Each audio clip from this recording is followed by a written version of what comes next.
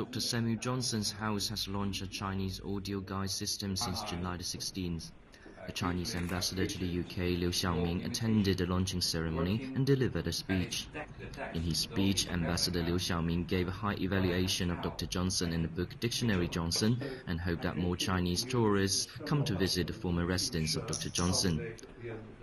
Lord Harmsworth, chairman of the trustees of Dr. Johnson's house, told reporters that last year, during Premier Li Keqiang's visit to the UK, his wife, Professor Chen Hong, visited the Johnson's house, after which they decided to add a Chinese audio guide system so that Chinese scholars and visitors can learn more about Dr. Johnson and his friends' wonderful stories.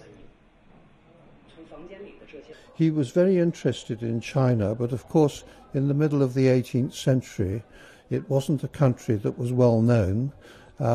He knew of the Wall, and his biographer and great friend James Boswell was encouraged to visit the Wall, the Great Wall of China, so that it would enrich his family and give them an experience which nobody in those days would otherwise have had.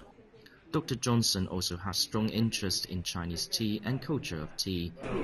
Although he ultimately failed to achieve the aspiration of the Great Wall of China, but 300 years later, more and more Chinese tourists with Chinese culture come into his house to pay tribute to his great work.